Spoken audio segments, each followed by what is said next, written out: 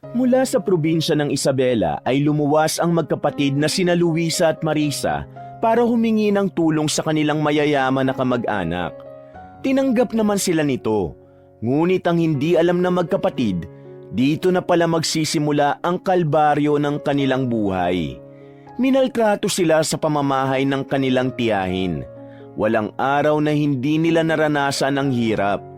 Dahil sa labis na pagpapahirap sa kanilang magkapatid na hindi nila alam ang dahilan, napilitan na lamang sina Luisa na umalis na lang doon. Naging mahirap din ang buhay nila sa lansangan dahil wala silang malapitan.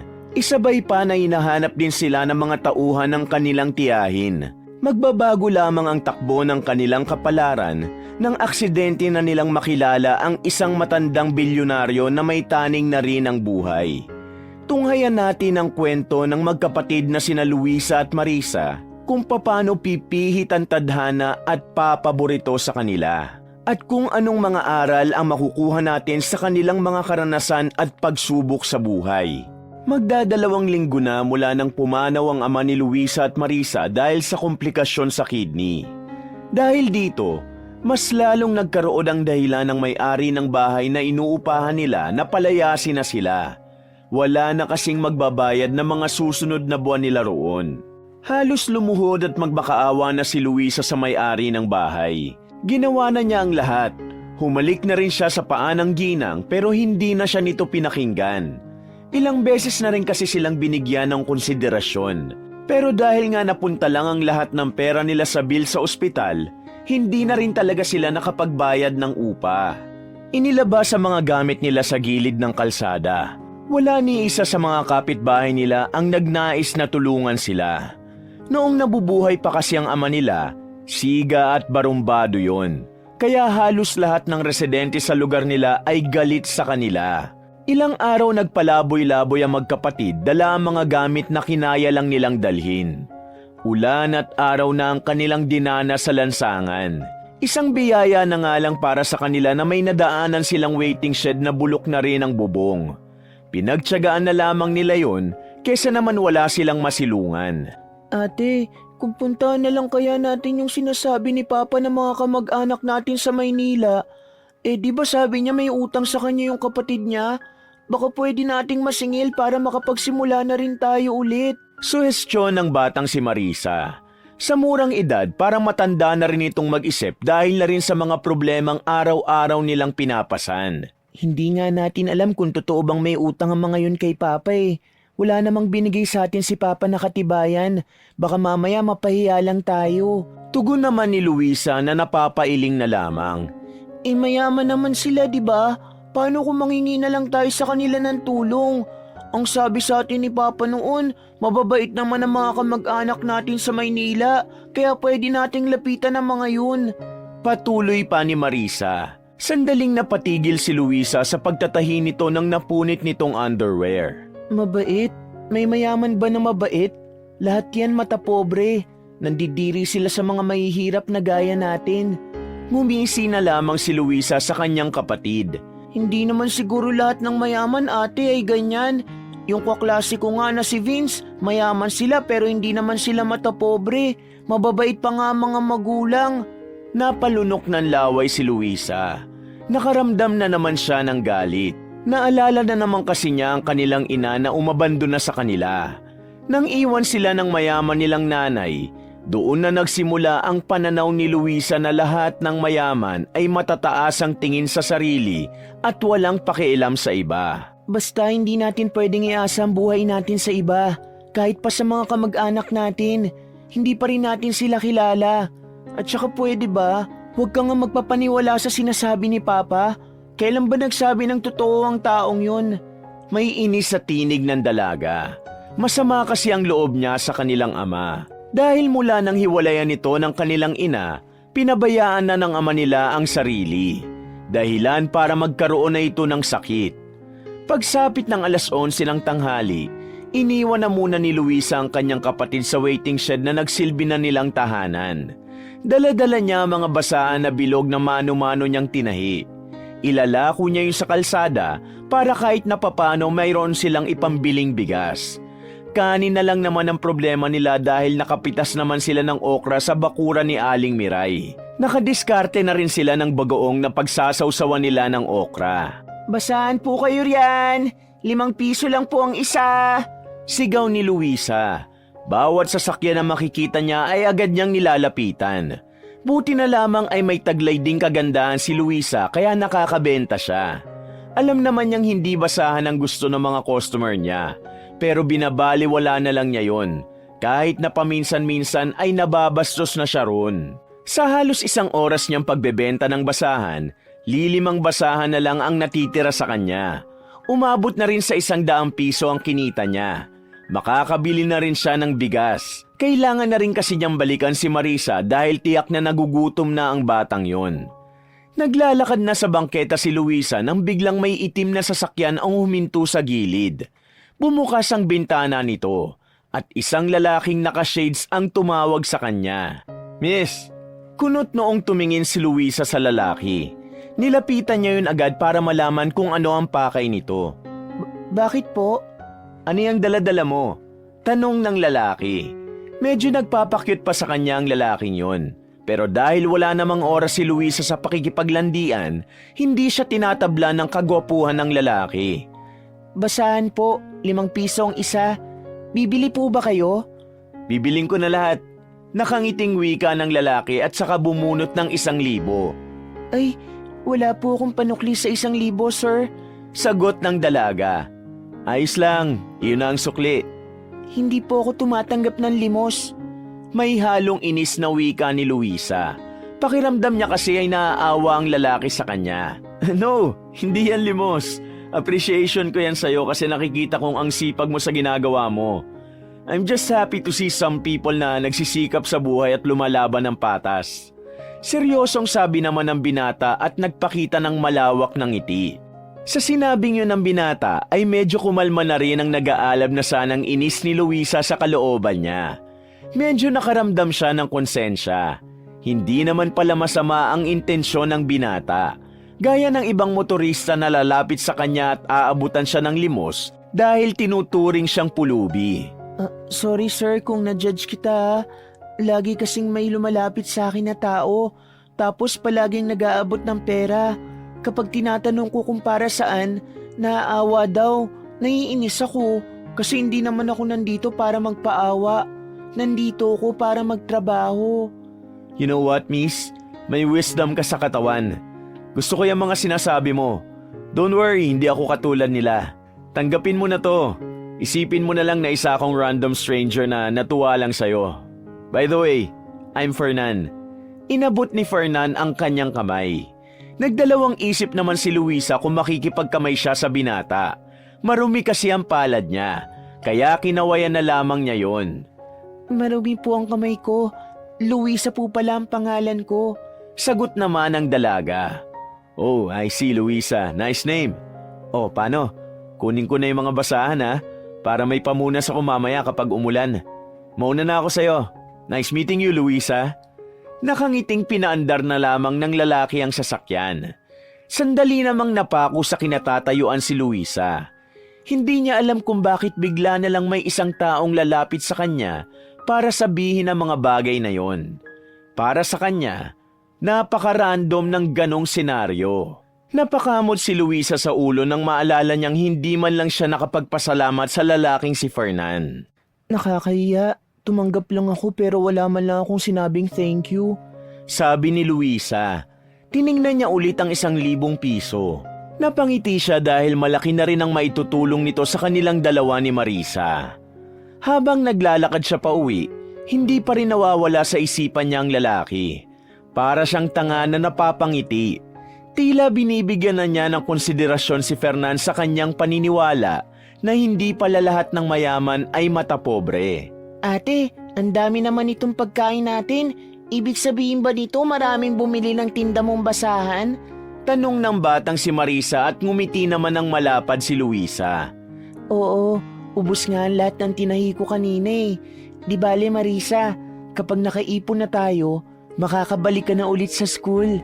Pero ate, paano ang school mo? Hindi ka na ba mag-aaral? Marisa, Sa ngayon mas mahalaga ang pag-aaral mo. Yung akin kahit naman kailan pwede akong bumalik. Huwag mo ko intindihin, okay lang ako. Sabi pa ni Luisa. Pero ang totoo nanghihinayang din naman siya sa pag-aaral niya. Pero wala naman siyang magagawa. Kung hindi niya isusuko ang pag-aaral niya ay wala namang magtataguyod kay Marisa. Pagkatapos nilang kumain ng tanghalian, umalis ulit si Luisa. Pumunta siya sa isang maliit na library na malapit lang din sa dati niyang school na pinapasukan. Nagbabasa-basa siya ng mga libro doon. Yun na lang ang ginagawa niya para kahit na papano ay meron pa rin siyang natututunan. Dakong 3:00 ng hapon, naisipan na rin ni Luisa na umuwi. Napapangiti na lamang siya habang nakatingin sa university na kaharap lang din ng library. Makakabalik din ako sa'yo, pangako yan. Bulong niya sa sarili habang may malapad ng ngiti. Pumara na lamang ng tricycle ang dalaga, pero hindi pa man siya nakakasakay, bigla na lamang may 3 lalaki ang humarang sa daraanan niya. Nang tingnan niya ang mukha ng mga lalaking yun, namukhaan niya ang isa ron, si Sargo, ang kakilala ng kanyang ama. Hindi niya alam kung bakit bigla na lamang siyang ginugulo nito. Tumingin si Luisa sa driver ng tricycle para humingi ng tulong. Pero bigla na lang pumaharurot ang tricycle paalis. Sino kayo? Anong kailangan niyo sa akin? Patingin-tingin pa ang dalaga sa paligid. May ibang naroon pero wala namang pakialam sa kanila.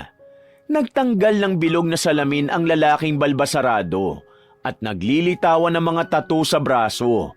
Lumapit pa ito sa kanya ng bahagya hanggang sa mapadikit na siya sa pader. Ako si Sargo, ang taong inutangan ng papa mo ng malaking halaga. Sabi ng lalaki na mararamdaman ang galit sa tinig. Wala po akong pera, wala po akong maibabayad, at saka patay na po si Papa. Utang niya po yun at hindi ko utang. Wala akong pakialam kung patay na siya. Nandito ako sa harapan mo para kunin ang kabayaran. Wala nga po akong pera.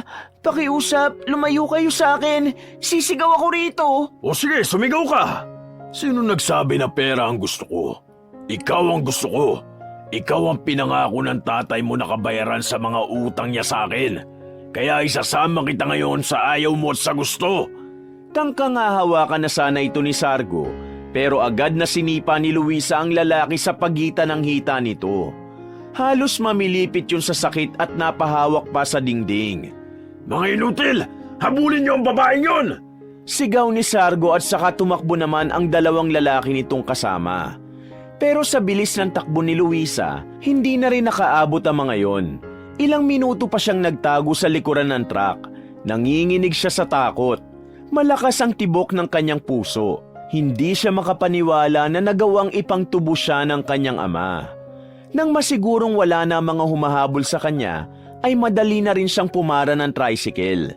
Nakauwi siya sa waiting shed ng ligtas, pero hindi pa rin nawawala ang tromang naidulot sa kanya ng lalaking si Sargo. Kaya sa mga sandaling ito, inimpake na ng dalaga ang mga gamit nila para lisanin ang lugar na yon. Ate, ano ba nangyayari?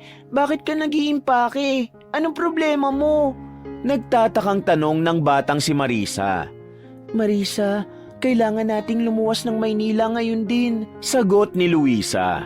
Bakit nga ate? Hindi mo pa sinasabi sa akin ang dahilan. Naalala mo yung inutangan ni Papa ng malaki? Si Sargo. Nakita ko siya at akong ginawang kabayaran ni Papa sa kanya. Kaya ngayon hinahanap niya na ako. Kapag nakuha ko nun, magkakahiwalay tayong 2. Ayokong mangyari yun. Paliwanag niya. Bumakas sa mukha ng batang si Marisa ang takot at pangamba. Kaya tumulong na ito sa pag-iimpake. At dahil hindi nila kayang dalin ang mabibigat na gamit, ang nadala lamang nila ay ang puro mga damit nila at ilan pang magagaan.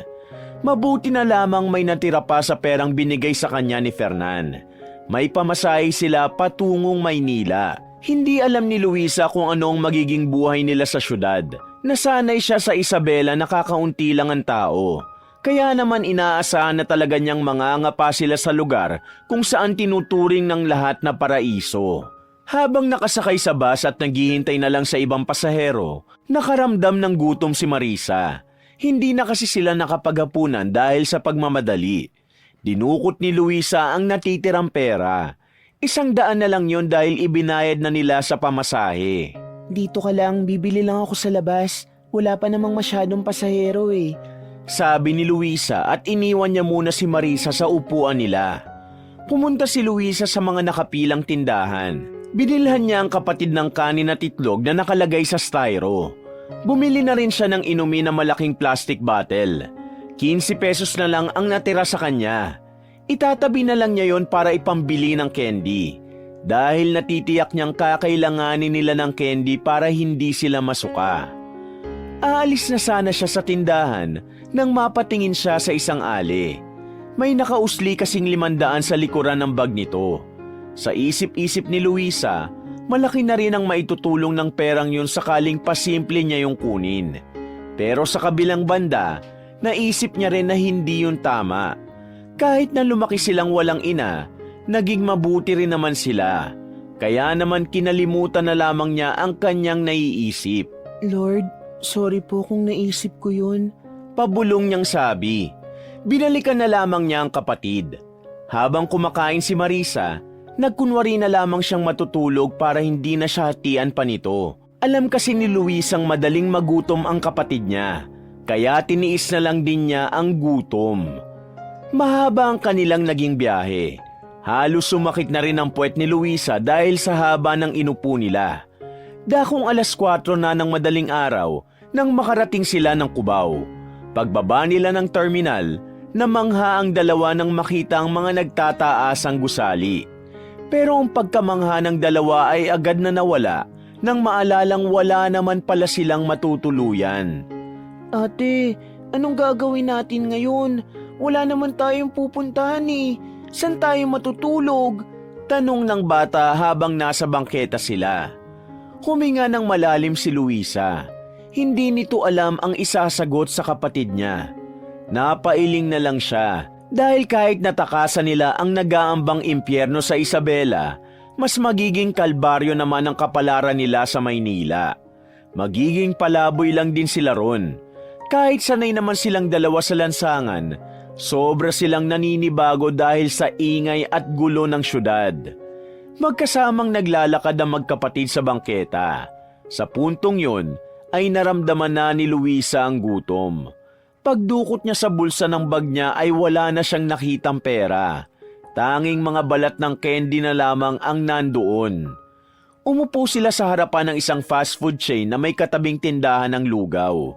Nakatunga nga lang sila ron habang pinagmamasdan ng mga taong papasok pa lang sa trabaho na masayang kumakain. Gutom na ulit ako, ate.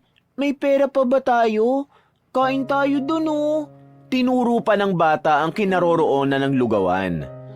Kahit lugaw wala na tayong pambili. Pero huwag ka mag-alala. Makahanap lang tayo ng pwesto mamayang umaga. Magtatahi ulit ako ng basahan para may ibenta ako. Hinaplos na lamang ni Luisa ang buhok ng bata at ngumiti ng mapait. Naglakad-lakad na lamang ang magkapatid. Wala silang tiyak na paroroonan. Sinusundan lamang nilang daan kung saan sila nito dadalhin. Makalipas lang ang halos 1 oras, nasa tapat na sila ng isang mataas na gusali. Naluluha si Luisa habang nakatingala sila ron. Napalingon naman si Luisa na makita ang isang matandang babae na bumaba ng taxi. May mga dala itong gamit. Nalaglag ang mga gamit ng palapit na sana ang matanda sa entrance ng hotel. Agad na pinuntahan ng magkapatid ang matanda at tinulungang damputin na nagkalat sa lapag. Napangiti naman sa kanila ang matandang babae. Ang babait nyo namang bata. Anong pangalan ninyo? Tanong ng matanda. Ako po si Luisa. Ito naman po ay si Marisa. Sagot ni Luisa. Maraming salamat sa pagdampot ng mga gamit ko ha. Hindi ko na rin kasi kayang yumuko. Oh, heto. Tanggapin ninyo, pang-almusal ninyo. Pasasalamat ko yan sa inyo kasi bihira na lang ang kabataan na gaya ninyo na concerned pa rin sa matatanda. O paano, mauna na ako ha? Wika ng matanda at malapad pa ang ngiti nito. Napangiti na lamang din si Luisa.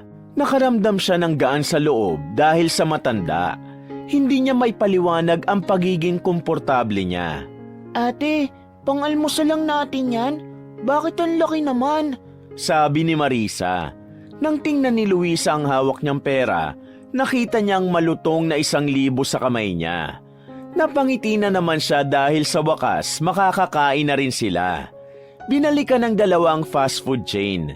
Pinapasok ni Luisa ang kanyang kapatid doon at inorderan na rin. Ate, bakit wala kang binili para sa'yo? Akala ko ba kakain tayo? Mukhang masarap pa naman tong manok. Hindi ako natatakam ngayon sa manok eh. Gusto kong kumain ng lugaw dun sa labas. Tugon ng dalaga. Baka naman ayaw mo lang kumain dito kasi nagtitipid ka, ate. Hindi gusto ko lang talaga ng lugaw. Dagdag pa ni Luisa. Kahit nang totoo tama naman ang sinabi ni Marisa, mas pipiliin na lamang ni Luisa ang maglugaw para makatipid. Iniwan ni Luisa ang kanyang kapatid sa loob ng fast food chain, habang siya naman ay nakaupo na rin sa tapat ng lugawan at kumakain. Mula sa kanyang kinalalagyan, natatanaw niya sa loob si Marisa na tuwang-tuwa sa kinakain nito. Hindi maiwasan ni Luisa ang matuwa. Hindi na kasi niya matandaan kung kailan ang huling beses na nakakain si Marisa sa ganung uri ng lugar. Pagkatapos nilang kumain, ay naglakad-lakad na ulit sila. Inabot na sila ng umaga sa lansangan.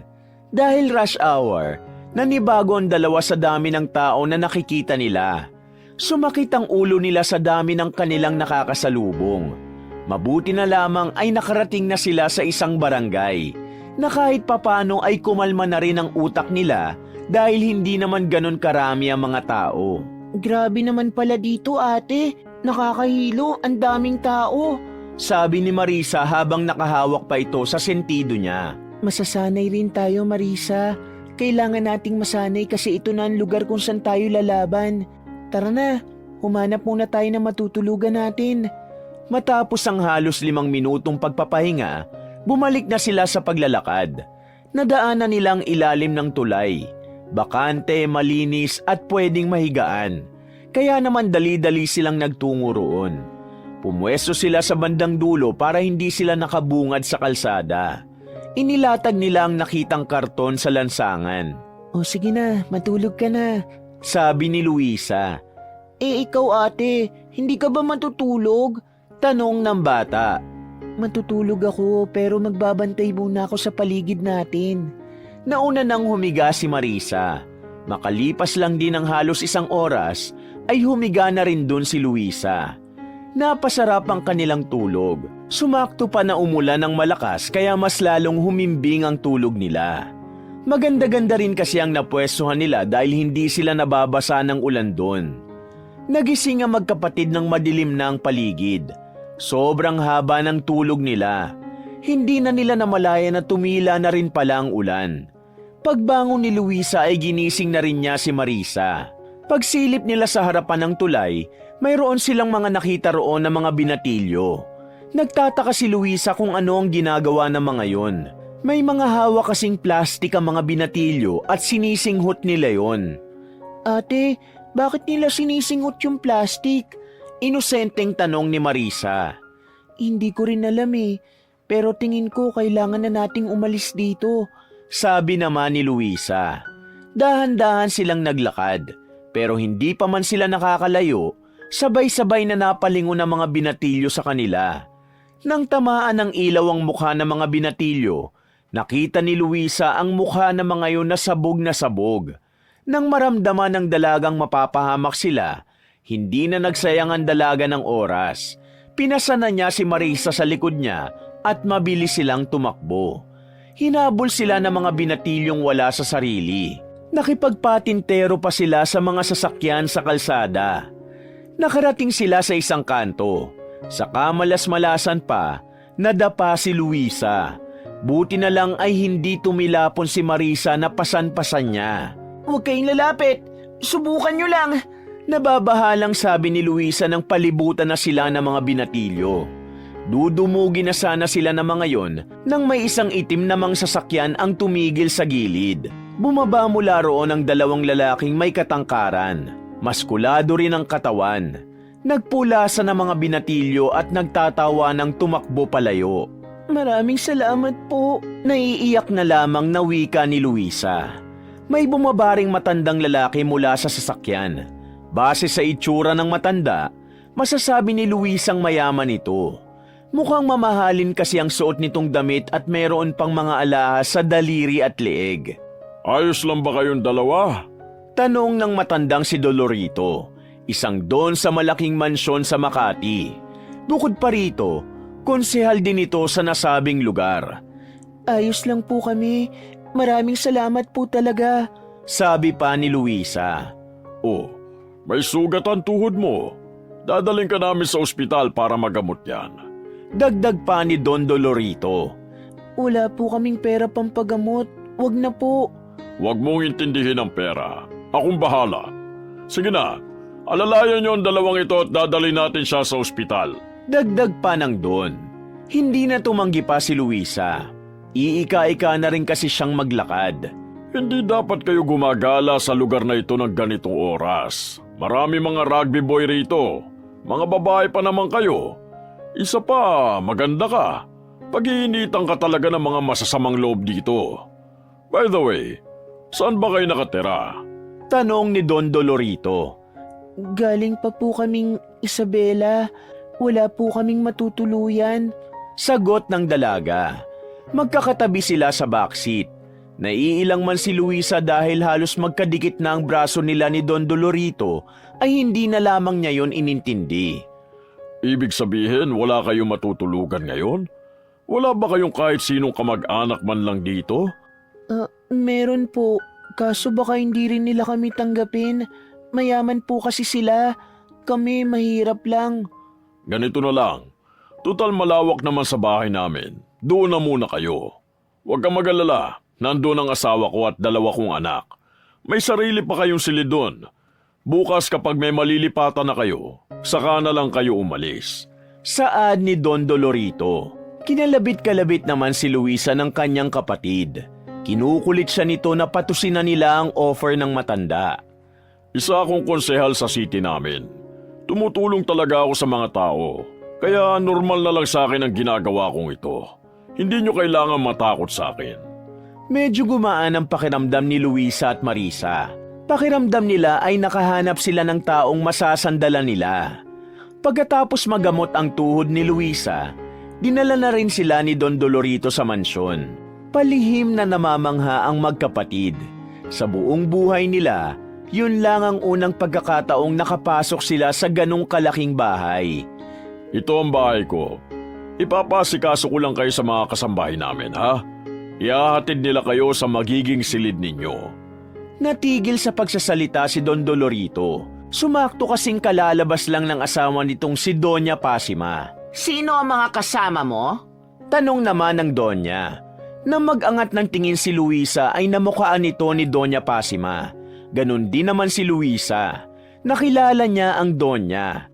Kahit na 5 taon nang nakalipas mula nang huli niya itong makita sa Isabela, hindi nabubura sa utak niya ang mukha ng Doña. I think I know you. Nakataas pa ang kilay ni Doña Pasima habang sinusuri ang buo niyang katawan.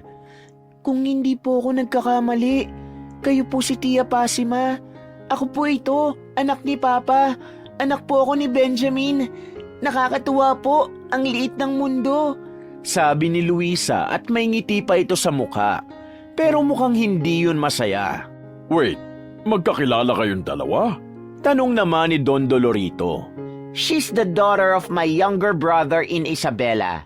Hindi ko inakala na makikita ko pa ulit ang batang ito. Huling kita pa namin 5 years ago na, sa kasal ng kamag-anak namin. Paliwanag ni Doña Pasima. Oh, that's great. Kaya pala magaan ang loob ko sa'yo, ihe. Dahil pamangkin na rin pala kita.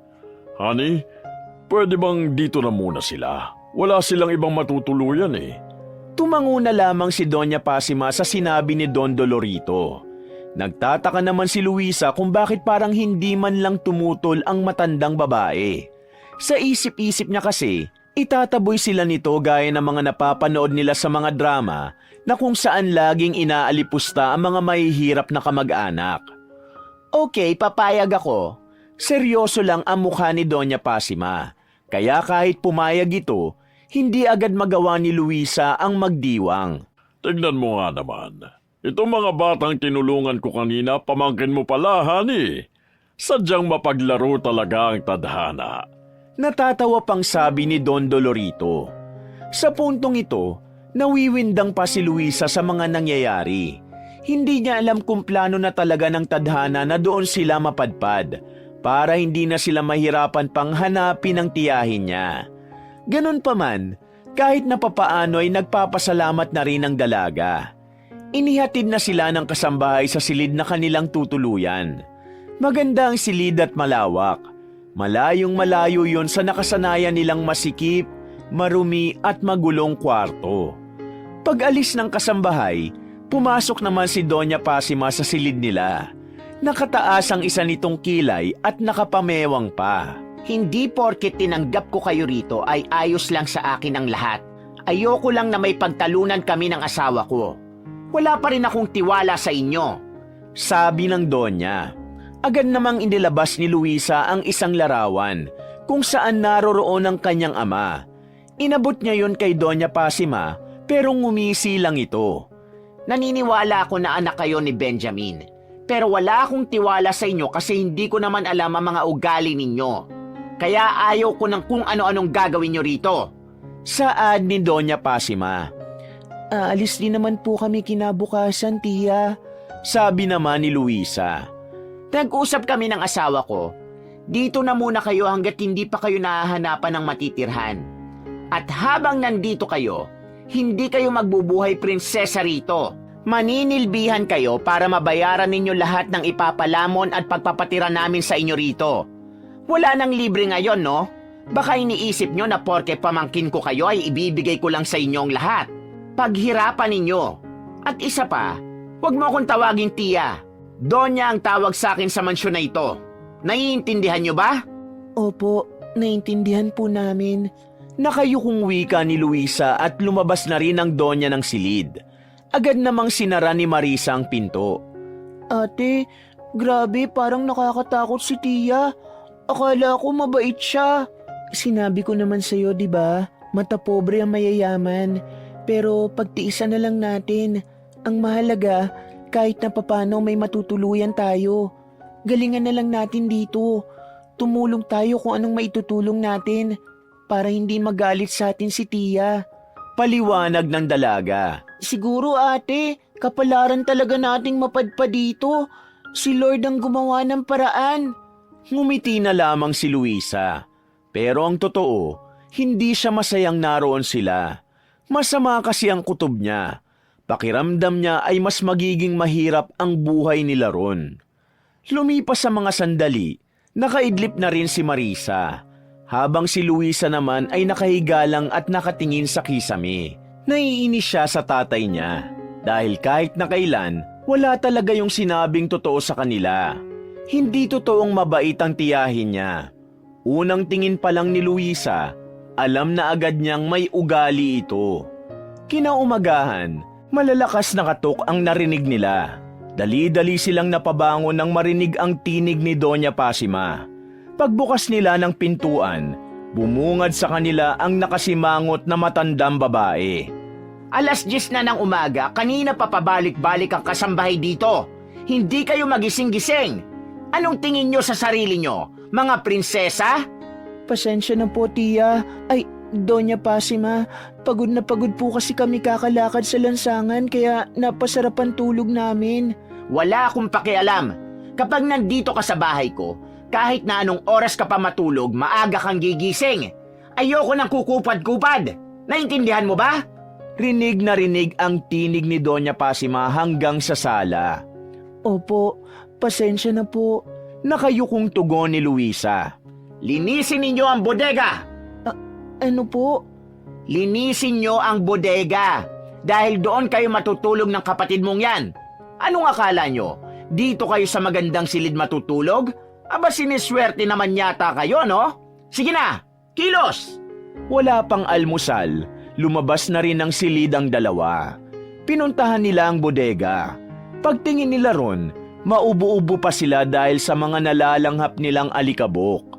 Marami ring mga nakatambak na kagamitan doon. Karamihan pa ay malalaking mga gamit.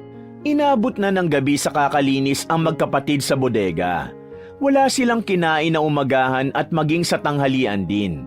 Ang sabi kasi sa kanila ng Donya, hindi sila pwedeng kumain hanggat hindi nila natatapos ang ginagawa nila. Dahil sa mabibigat na binuhat ni Luisa na dinadala pa niya sa likuran ng mansyon, ngalay na ang braso niya. Ate, bakit ba ganun si Tia? Bakit niya tayo pinapahirapan? May kasalanan ba tayo sa kanya? Tanong ng batang si Marisa. Hindi ko rin alam. Basta sumunod na lang tayo. Kapag nakaipon ako ng pera, aalis din naman tayo rito. Tugon na lamang ni Luisa. Napapailing na lang si Luisa. Naguguluhan din siya sa mga pangyayari. Nangangapa rin siya ng dahilan kung bakit parang gustong-gusto ni Doña Pasimang pahirapan sila. Pero ang hindi alam ni Luisa at Marisa, nagsisimula pa lang ang kalbaryo sa kanila dahil ang tunay na kalbaryo ay paparating pa lang. Isang linggong nakalipas, ramdam na magkapatid ang hirap ng buhay. Para lang silang nakatira sa isang paraiso. Pero mga kasama nila roon ay mga demonyo. Sagad sa kasamaan ang ugali ni Doña Pasima. Hindi sila pinapayagang makalabas. Pinagtatrabaho lang sila ng pinagtatrabaho. Bukod pa rito, hindi rin sila pinapakain ng maayos. Kailangan pa nilang pagpaguran ang kakapiranggot na kanin at ulam na pagsasaluhan nilang magkapatid. Dumagdag pa ang kagaspangan ng dalawang anak ni Don Dolorito, si Brando at Bianca. Palagi silang pinag-iinitan ng dalawa. Kung ano-anong pinapagawa sa kanila kahit nasa 10 oras na ng gabi. Bukod pa rito, sinasaktan din sila ng mga ito. Lalong-lalo na si Bianca na insecure kay Luisa. Palibhasa, mas maputi si Luisa at mas maganda at sexy kaysa sa kanya. Kung si Luisa lang ang tatanungin, gustong-gusto niya nang makalaya sa mansyon na yon. Hirap na kasi sila. Para sa magkapatid, mas maganda pang sa lansangan na lang sila matulog kaysa sa mansyon na pinapahirapan sila araw-araw. Walang magawa si Luisa kundi ang sumabay na lang sa agos. Hihintay na lamang niya ang tamang pagkakataon para sila naman ang makausad. Ate, isumbong na lang kaya natin sila kay Don Dolorito. Mali na yung ginagawa nila sa atin. Pinapahirapan nila tayo Suhestyon ng bata. Lagi namang wala rito si Don Dolorito. Abalang-abala yun. Lalo na ngayon na malapit na ang eleksyon. Tugon ni Luisa. Kailangan natin magtiis ngayon, Marisa. Huwag kang mag-alala. Hanggat nandito pa ako, hindi ko hahayaang saktan kanila. Sasaluhin ko ang lahat kung kinakailangan. Dagdag pa niya. Lumunok na lamang ng laway si Luisa. Napatingin na lamang siya sa bintana. Ang labas na 1 linggo niya nang hindi marating dahil hanggang sa bakuran lamang sila. Mabilis na lumipas ang mga sandali. Sumapit na rin ang kinagabihan. Lumabas sila ng silid nang marinig nilang aalis ang dalawang magkapatid. Habang si Doña Pasima naman ay mayroon ding lakad. Dahil doon, sinamantala na ni Luisa ang pagkakataon. Palihim siyang nagtungo sa opisina ni Don Dolorito. Kumatok siya ng ilang beses. Maya-maya lang ay nagbukas naman yon kaagad. Oh, Luisa, bakit? May sasabihin ka ba? Tanong ng matandang si Dolorito. May gusto lang po sana akong ipaalam. Sabi ni Luisa. Okay, sige, come in. Pinapasok siya ng matanda sa opisina at sinara ang pinto. Pinaupo siya ni Don Dolorito sa sofa. Ano ba yung sasabihin mo, Iha? Ano po kasi, si Bianca at Brando po, sinasaktan po nila kami kapag hindi namin nagagawa ng tama mga inuutos nila. Si Doña Pasima naman po, hindi po kami binibigyan ng pagkain. Tira-tira na lang po ang nakakain namin. Wika ni Luisa. Nakita niyang napailing si Don Dolorito. Tumabi ito sa kanya. Humawak ang matanda sa braso niya at bahagyang hinaplos. Bahagya siyang nailing ngunit hindi na lamang niya pinahalata. Iha, pasensya ka na sa mga anak ko, ha? Kasi mula nang mamatay ang mami nila, wala nang nagdisiplina sa mga yan. Hindi rin naman nakikinig ang dalawa kay Pasima kasi stepmother lang naman nila yun. Di bale, Pagsasabihan ko mga yon kapag nakausap ko sila, ha? Paliwanag ni Don Dolorito. Hindi pa rin ito inaalis ang kamay sa braso ng dalaga. Maraming salamat po. Sige po, babalik na po ako sa... Sandali, Iha. Hinawakan ni Don Dolorito ang kamay ng dalaga. Mahigpit ang pagkakahawak sa kanya kaya nakaramdam na ng takot si Luisa. Bakit po? Ano pong gagawin niyo sa akin? Pinaupo ulit ni Don Dolorito ang dalaga. Titig pa lang nito kay Luisa ay mababakasan na ng matinding pagnanasa. Iha, saglit lang ito. Ano pong sinasabi ninyo? Huwag kang mag-iingay. Hindi mo alam kung anong pwede kong gawin. Pagbigyan mo lang ako, pangako, hindi ka na magugutom at ang kapatid mo. Huwag po, please. Nagmamakaawa po ako. Nang tangkain ni Luisa na tumayo ay hinila lang din siya ng matanda pabalik. Huwag ka nang pumalag. Hindi naman kita sasaktan eh. Sa katunayan, pareho pa tayong magiging masaya kung makikisama ka lang. Huwag po. Magagalit po si Tia. Ayoko po siyang magalit. At saka, masama po ito. Hindi po ito tama. Hindi naman kita kaano-ano. Bakit masama? Iya, makisama ka na lang. Kapag hindi ka nakisama, kapatid mo lang din ang magiging kawawa. Hindi mo pa alam kung paano ko magalit. Siguro naman ayaw mo masaktan ang nag-iisa mong kapatid, di ba? Siya na lang ang meron ka. Wika pa ni Don Dolorito. Pinakita pa nito ang malapad nitong ngiti sa dalaga. Sa mga sandaling ito ay tuluyang nanlambot si Luisa. Hindi niya kayang may mangyaring hindi maganda kay Marisa. Kaya kahit nababuin siya ng taong inakala niyang mabait at maaari nilang masandalan, titiisin na lang niya at babaliwalain ang kanyang dignidad. Sa mga sumunod na sandali ay hindi na nakapalagpa si Luisa. Makalipas lang ang halos kalahating oras, natagpuan niya ang sariling dinadampot isa-isa ang suot sa sahig. Agad-agad siyang nagbihis. Walang makakaalam nito.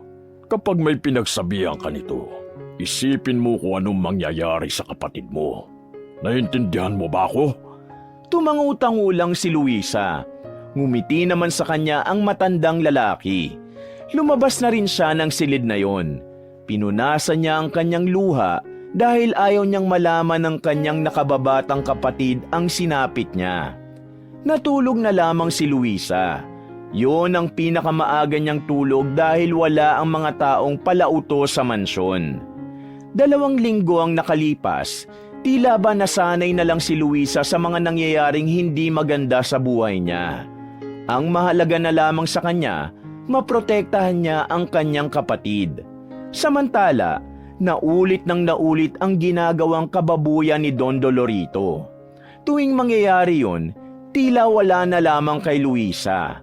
Parang naging sistema na niya ang bagay na yon. Normal na lang sa kanya at parang wala na rin siyang pakialam. 4:00 ng hapon, pumasok sa silid nila si Bianca. Galit na galit itong hinila ang buhok ni Luisa.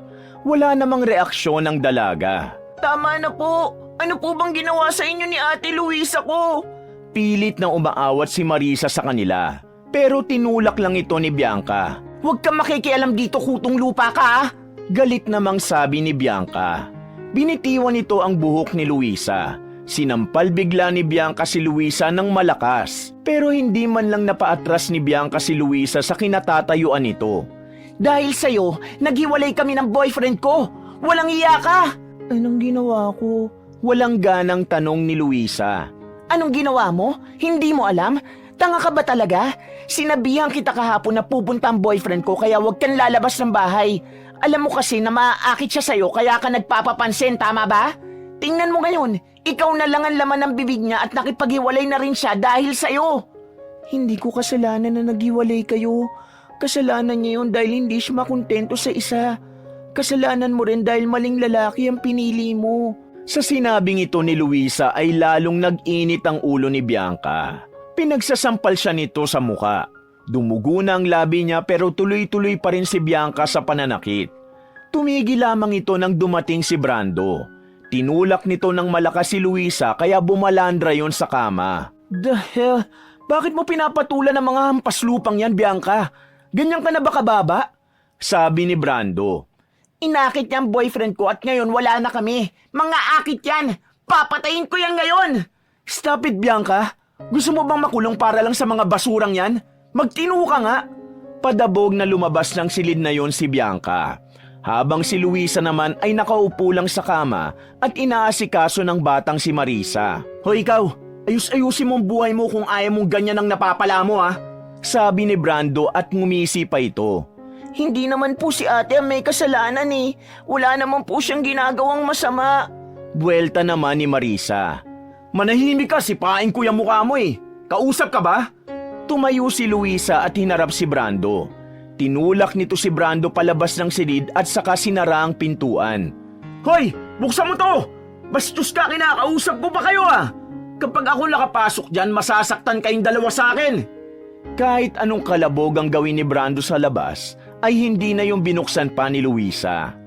Tulala lamang si Luisa. Parang wala na siyang maramdaman. Hindi niya masabi sa sarili kung ayos lang ba siya o hindi.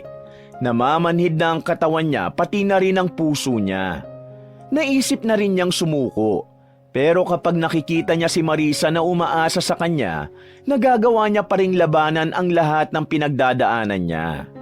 Kinagabihan, lumabas si Luisa ng silid para kunin sa tapat ng pinto ang pagkaing inilapag ng kasambahay. Para silang aso na pinapakain dahil tira lang ang mga nasa plato. Pagdampot niya ng tray, narinig niyang mayroong nabasag na kung ano. Hindi niya alam kung saan yun nagmumula. Kaya para hanapin yun, binigay na muna niya ang pagkain sa kanyang kapatid. Walang katao-tao sa sala nang bumaba siya. Napatingala siya sa itaas nang makitang nanggagaling ang mga kalabog sa opisina ni Don Dolorito. Dahil sa kuryosidad, pinuntahan niya yon. Narinig niya sa loob na nag-aaway si Don Dolorito at Doña Pasima. Walang iya ka talaga! Akala ko nagbago ka na! Ano na naman itong nabalitaan kung meron ka na namang minulestyang estudyante? Nalaman ko ring marami kang babaeng dinadala sa opisina mo sa munisipyo! Malakas ang pagkakasabi ni Doña Pasima, kaya rinig na rinig yon kahit na nasa labas si Luisa. Pinamamanmanan mo ba ako, ha? Bakit ba alam na alam mo lahat ng kilos kung linti ka? Galit naman na buwelta ni Don Dolorito. Nakarinig si Luisa ng malakas na kalabog. Kasunod nito ay narinig niyang dumaing ng aray si Doña Pasima. Tingin niya ay nagkakasakita na ang dalawa sa loob. Una pa lang sinabihan na kita na kung ayaw mo sa ganitong ugali ko, umalis ka. Kaso hindi mo magawa, di ba? Kasi ako lang din naman nagdahilan ng lahat ng meron ka ngayon. Kahit na anong oras, pwede kong bawiin lahat sa'yo yan. Kaya kung ako sa'yo, manahimik ka na lang at asikasuin mo lahat ng negosyo natin. Yun lang ang maaambag mo sa akin. Akala ni Luisa ay matatapos na ang usapan na yon. Pero nang aalis na sana siya, ay narinig niyang nagsalita ulit si Doña Pasima. Si Luisa, sabihin mo sa akin, may ginawa ka na rin sa kanya, no? Kilala kita. Hindi mo siya dadalhin dito kung wala kang gustong mangyari. Umamin ka na! Oh, ano naman ngayon? Napakahayop mo! Hayop! Subukan mo lang ikalat ito, hindi ako magdadalawang isip na patahimikin ka. Naiintindihan mo ba ako? Lumabas ka na! Labas! Nang marinig yun ni Luisa ay nagmamadali na siyang umalis doon. Tumakbo siya pabalik ng silid nila ni Marisa. Nagtatakang tumingin sa kanya ang bata. Kitang-kita kasi sa mukha niya ang pamumutla. Ate, bakit? Ano nangyari? Nag-aalalang tanong ni Marisa. Wala, may nakita akong daga eh. Sige na, kumain ka lang. Bago sila matulog, iniisip pa rin ni Luisa ang mga narinig niya. Kahit na hindi naman naging maganda ang trato sa kanya ni Doña Pasima, nakaramdam pa rin siya ng awa para sa Doña. Alam niyang hindi ganun kadali ang pinagdadaanan ni Doña Pasima dahil sa pagkakaroon nito ng demonyong partner. Mabilis na namang lumipas sa mga araw. Gumaling na rin ang mga sugat ni Luisa. Ganun pa rin naman ang sistema. Gigising sila sa umaga para maging alila at kapag boring ang buhay ni Don Dolorito, pupunta si Luisa sa opisina.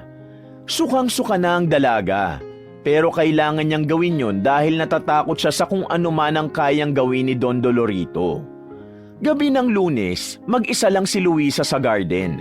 Tinatabas niya ang mga ligaw na damo gamit ang malaking gunting na panghalaman. Napatigil siya nang maramdaman na merong tao sa likuran niya. Pagtingin niya ron ay nakita niya si Brando. Nakatingin yun sa likuran niya.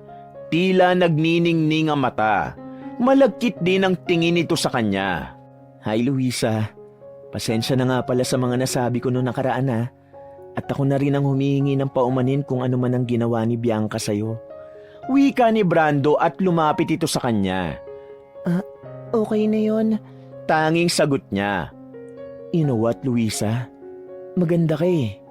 Iniisip ko nga, nagka-boyfriend ka na ba? Wala. Ang tipid mo namang sumagot. Pero ganyan ang gusto ko sa mga babae. Pakipot. Sabi ni Brando at natawa pa ito. Kilabutan ka nga sa mga sinasabi mo. Bakit? Hindi ba tayo pwede? Hindi naman kita kadugo ah. Stepmother ko lang naman ang tiyahin mo. Kaya hindi tayo magkadugo. Tumigil ka.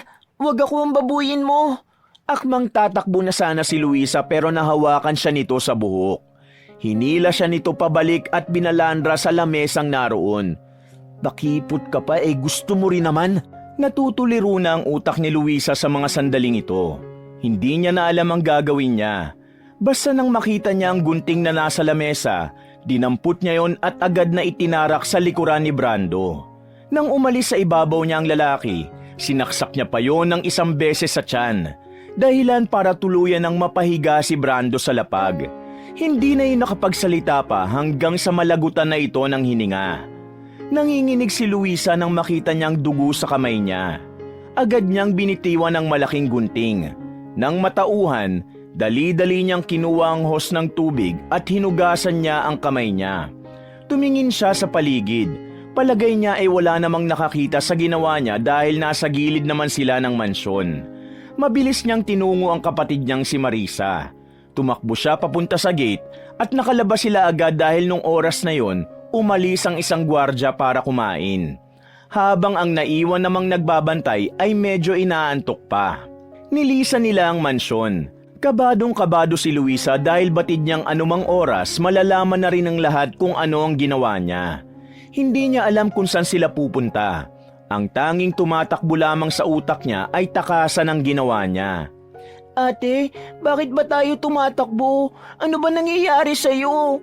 Nagtataka ng tanong ng batang si Marisa.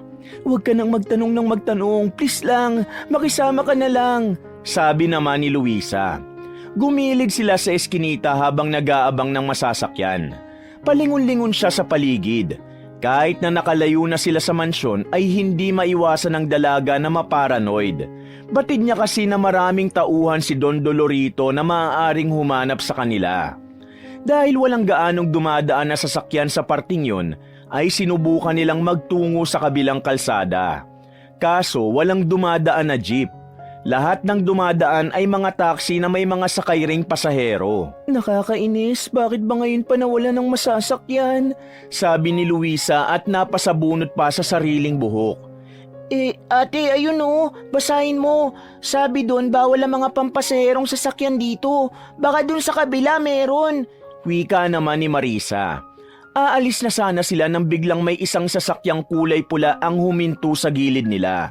Bumusina yun ng isang beses, pagkatapos ay ibinabari ng salamin. Oh my God! Pinagtagpo na naman tayo ng tadhana, Luisa! It's me, Fernan! Masayang sabi ng lalaki. Medyo nabigla man si Luisa dahil sa hindi inaasahang pagkikita, kinapala na nito ang mukha niya. Please, tulungan mo ko. Pasakayin mo kami, parang awa mo na. Sabi ni Luisa at hinawakan pa nito ang kamay ng lalaki. Nakita ni Fernan na bahagyang may bahid ng dugo ang kuko ni Luisa. Ganun pa man, hindi ito nagdalawang isip.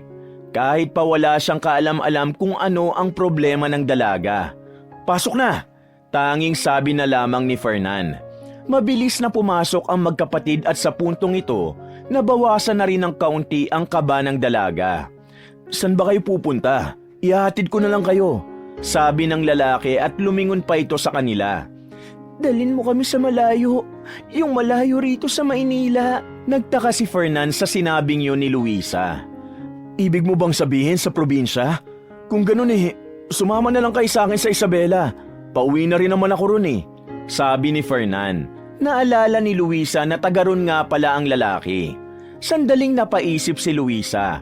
Ayaw niya nang bumalik sa lugar na meron ding naghahanap sa kanya. Pero sa puntong ito, nararamdaman niyang mas magiging delikado ang buhay niya sa Maynila sa mga susunod na araw. Sige, sa Isabela, dalin mo kami ron pakiusap at pasensya na sa abala. Mamaya sasabihin ko sa iyo kung ano nangyari.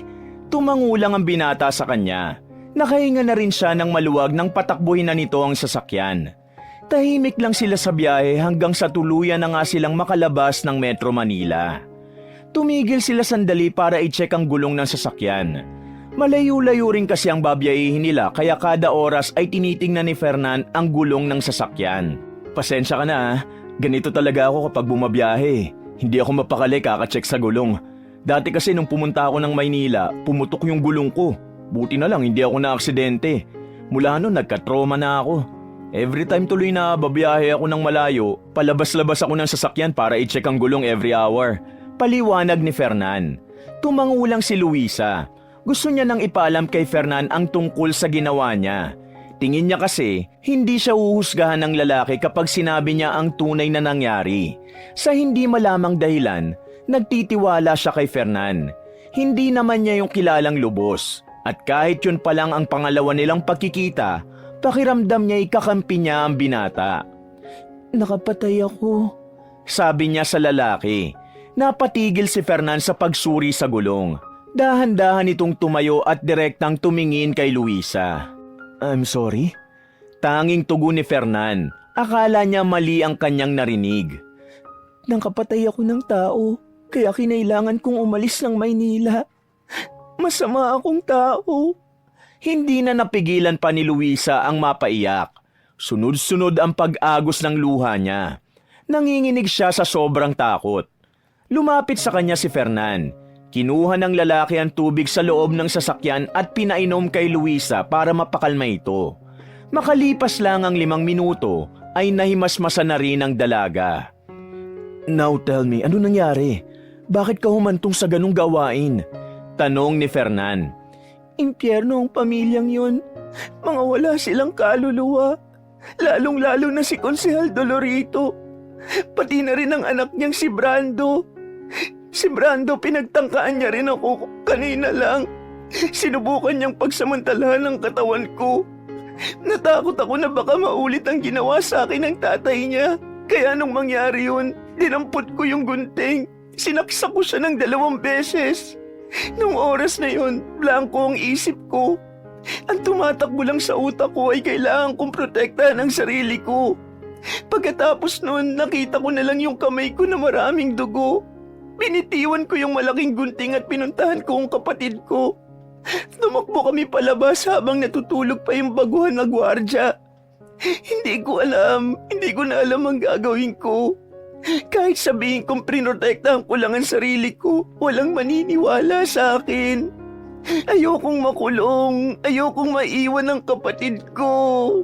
Salaysay ng dalaga. Hindi na naman ito napigilan ng sarili. Muli na naman itong humagulgol. Hinawakan ni Fernan ang magkabila niyang balikat. Tumingin yun sa kanya ng kalmado at nagpakita ng ngiti. Naniniwala ako sa sinasabi mo. Nararamdaman kong mabuti kang tao. Luisa, isa akong abogado. Kaya kitang tulungan. Kaya nating ilaban ang kaso. Ang dapat mo lang gawin, sabihin mo sa akin ang lahat ng detalye. Yung totoo at walang dagdag, walang bawas sa kwento. Tutulungan kita. Ipapanalo natin ang laban na ito. Sa sinabing yun ni Fernan, nagkaroon ng kaunting pag-asa ang dalaga. Natagpuan na lamang niyang sariling nakayakap na sa lalaki. Makalipas lang ang halos 5 minuto ay bumalik na rin sila ng sasakyan, habang si Marisa naman ay mahimbing lang ang pagkakatulog. Nasabi na ni Luisa ang lahat kay Fernan, mula sa pangmamaltrato sa kanya ni Doña Pasima hanggang sa pangahalay ni Don Dolorito, ang pananakit ng magkapatid, pati na rin ang ginawa niya kay Brando. Gumaan ang pakiramdam ni Luisa dahil meron siyang napaglabasan ng mga hinaing niya. Doon na muna tayo sa bahay ko. Pero hindi ko kayo doon patitirahin ha. Makakasama sa akin yun bilang abogado kapag may nakaalam na pinatira kita sa bahay ko kahit alam kong may napatay ka. Mamaya pagdating natin sa bahay ko, magdedesisyon tayong dalawa kung anong dapat nating gawin. Saad ng binata at tumango na lamang siya ron. Dahil sa kaiiyak, nakatulog na rin si Luisa. Pero paputol-putol ang tulog niya. Dahil sa tuwing mahihimbing siya, nakikita niyang sariling may hawak na gunting. Pasado 5:00 na nang makarating na sila sa bahay ni Fernan. Binuhat ng binata si Marisa papunta sa kwarto. Habang silang dalawa naman ay nagkape na muna sa sala para pag-usapan agad ang gagawin nila. Luisa, kailangan mong bumalik ng Maynila at harapin ang ginawa mo. Mas lalo ka mapapasama kung magtatago ka. Sabi ni Fernan. Pero paano ang kapatid ko kapag dinakip na ako ng mga pulis?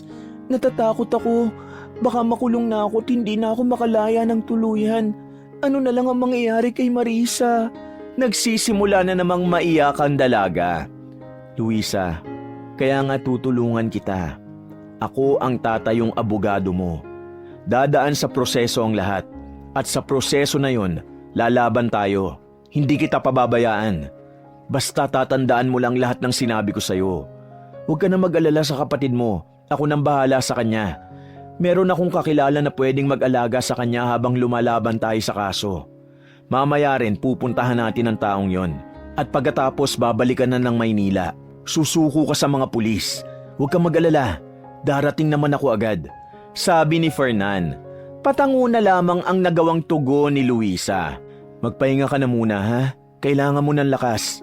Dahil mamaya pagsikat ng araw, magsisimula ang tunay mong laban. Sabi pa ni Fernan. Pagkalipas ng kalahating araw, sinunod ni Luisa ang sinabi ni Fernan sa kanya. Bumalik siya ng Maynila. Wala siyang kasama. Ang kasama niya lang sa mga sandaling ito ay lakas ng loob. Huminga siya ng malalim habang nasa harapan ng police station. Nang makabuelo na ay lumapit na siya ron at sa kanya sinabi ang kanyang ginawa. Mabilis ang mga nangyari. Kinulong siya pansamantala. Pagdating ng gabi, may mga media nang gustong kumausap sa kanya. Pero wala siyang sinabi sa mga yon kagaya ng payo ni Fernan. Gulong-gulo na ang utak ng dalaga. Mabuti na lamang ay nakita niya na ang mukha ni Fernan sa istasyon. Sa kabila ng takot sa panghuhusga ng maraming tao, nagawa pa rin niyang maging positibo dahil alam niyang hindi siya pababayaan ni Fernan. Lumipas sa mga araw, dumating na ang itinakdang oras ng paglilitis. Nasa loob sila ng korte. Sa kabilang banda, naroon ang partido ni Don Dolorito. Kasama na rin ito si Doña Pasima at bitbit din dito ng partido nila ang ilang media. At ayon sa pagkakaalam ni Luisa, magaling na prosecutor ang tutulong sa kaso para kina Don Dolorito. Nang tumingin si Luisa sa mga yon, kita niya ang tingin sa kanya ni Don Dolorito. Nanlilisik ang mga mata nito sa galit. Ganon din ang anak nitong babae na si Bianca, na kung makakalapit lang yun sa kanya, siguradong sasaktan na naman siya nito. Nagsimula na ang paglilitis. Sumalang na ang mga kasambahay na nakakita sa wala ng buhay na katawan ni Brando. Pagkatapos magbigay ng mga salaysay, si Luisa naman ang naglatag ng kanyang salaysay. Nagtatabas po ako ng mga ligaw na damo sa garden nung bandang 6:00 ng gabi. Biglang dumating si Brando. Lumapit siya sa akin. Humingi siya ng paumanin sa akin sa mga nasabi niyang masasakit na salita. Humingi rin siya ng paumanin sa akin dahil sa ginawang pananakit sa akin ng kapatid niyang si Bianca. Akala ko doon na magtatapos ang pag-uusap namin dahil pinatawad ko na rin naman siya. Pero bigla na lang siyang lumapit sa akin. Mabilis ang mga pangyayari. Bigla na lang niya akong inihiga sa lamesa na nasa garden. Pinipilit niya akong hubaran. Malapit na siyang magtagumpay sa gusto niyang gawin pero naabot ko yung gunting na naipatong ko sa mesa. Sa takot na baka mahalay niya ako, nasaksak ko siya sa likuran niya. Tapos nasaksak ko rin siya sa tiyan kasi nakita kong makakalapit pa rin siya sa akin. Nabigla din ako sa mga nangyari. Kaya ang ginawa ko, tumakbo ko sa kapatid ko at sinama ko siyang makaalis ng mansyon.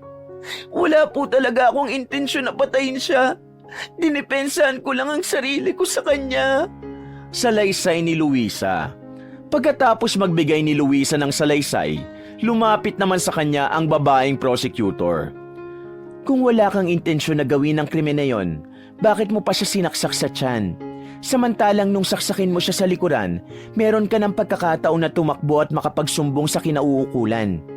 Ibig sabihin lang nito, may lihim kang galit sa biktima. Ayon nga sa nabanggit mo, humingi siya ng paumanhin sa mga nasabi niyang masasakit na salita. Your Honor, ang ginawa ng nasasakdal ay isang planadong pagganti sa biktima. Nung gabing yon, maikli ang suot niya. Inakit niya ang biktima para udyukan ng biktima lalapitan siya. At dahil maganda rin naman ang nasasakdal at lalaki lang din naman ang biktima, dito niya na nagawa ang pangahalay. Hindi ko sinasabi na tama ang pangahalay. Ang nais ko lang sabihin, ang nasasakdal ang gumawa ng paraan para gawin yun sa kanya. Ginamit niyang pagkakataon yun para magkaroon siya ng dahilan na gumanti sa biktima. Sa sinabing yun ng babaeng prosecutor, nanginig ang kamay ni Luisa. Pagtingin niya sa mga taong naroon, nakatingin ang lahat ng yun sa kanya. Nakahinga lang siya ng maluwag nang si Fernan na ang nasa harapan. Luisa, pwede mo bang ikwento sa amin kung anong ugnayan mo sa pamilya ng biktima? Tanong ni Fernan bilang pagsisimula nito ng pagdepensa sa dalaga. Si Doña Pasima ay tiyahin ko. Nakatatandang kapatid po siya ng tatay kong namayapa na. Si Don Dolorito, Bianca at Brando, hindi ko sila kaano-ano. Hindi ko rin sila kilala. Ang kilala ko lang sa kanila ay ang tiyahin ko na si Doña Pasima. Sagot ng dalaga. Papaano ka napadpad sa poder nila? Kinuha ka ba nila sa probinsya o kusa kang lumapit sa kanila? Hindi nila ako kinuha sa probinsya. Hindi rin naman ako nagkusang loob na lumapit sa kanila. Nasa lansangan kami ng kapatid ko nang pagdiskitahan kami ng mga binatilyo. Dumating si Don Dolorito at tinulungan niya kami. Pagkatapos, nag-alok siyang dalin kami sa bahay nila. At dahil konsehal siya, nagtiwala kami sa kanya. Pagdating namin sa mansyon, hindi ko po inaasahan na asawa niya palang tiyahin ko. Your Honor, lumilihis na po tayo sa tinatalakay nating kaso. Pagpuputol ng prosecutor. Your Honor, gusto ko lang maintindihan ng lahat kung papaano niya nakilala ang mga tao sa mansyon. Makakatulong ito para malaman natin kung papaano nila itrato ang nasasakdal. Sinabihan siya ng judge na ipagpatuloy ang pagtatanong kay Luisa. Let's proceed. Anong klaseng buhay ang meron ka sa loob ng mansyon? Unang dating pa lang po namin, pinalinis na sa amin ni Doña Pasima ang bodega dahil doon daw kami tutuloy. Hindi kami nag-almusal, wala ring tanghalian kasi ang gusto niya, matapos muna namin ang lahat ng gawain. Sa mga sumunod na araw, lagi kaming sinasaktan ng magkapatid, si Bianca at Brando. Sa katunayan, itong mga sugat ko po sa mukha, galing po ito kay Bianca. Your Honor, gumagawa na lang siya ng alibay para ilihis ang usapang ito. Sabat ulit ng prosecutor. Pero pinagpatuloy pa rin ni Fernan ang ginagawa niya. Your Honor, base sa pagtrato sa kanya ng mga nakakasama niya sa bahay, nagkaroon siya ng kaisipan na lumaban. Na-realize niya na hindi na tama ang ginagawa sa kanya ng pamilyang kumupkup sa kanya. Ang ginawang pagpapaslang ng nasasakdal sa biktima ay malabong naging planado. Ito ay nangyari dahil sa naipong pagtitimpi at pati na rin sa pagnanais na depensahan ng kanyang sarili. Malabong makapagplano ng isang krimen ng isang 18 years old na babae na walang sapat na katalinuhan sa maraming bagay. Hindi rin natin pwedeng sabihin na inakit niya ang biktima dahil lang sa maikli ang shorts niya. Walang ibang damit o short ang nasasaktal dahil wala naman siyang pambili ng bagong kasuotan dahil hindi rin naman siya pinapayagang makalabas. Sa makatuwid, maikli man o mahaba ang suot niya, plano na talaga ni Mr. Brando na halayin ang nasasakdal. Hindi natin pwedeng sabihin na gumanti siya kay Mr. Brando. Mababaw na basihan na gagantihan niya ang isang tao na pinagsalitaan lang siya ng masakit. Dahil ilang beses na siyang sinaktan ng pisikal ng pamilyang yan pero wala naman siyang ginawa pabalik. Kaya naman malinaw na self-defense ang nangyari. Yun lang po, kita sa mukha ni Don Dolorito ang labis na galit. Dahil sa mga puntong ito, mukhang nakalamang ang partido ni Luisa. Pero ganun pa man, sadyang magaling ang nakuwang prosecutor ng Don. Dahil ang mga sumunod na senaryo ay papabor na sa kanila.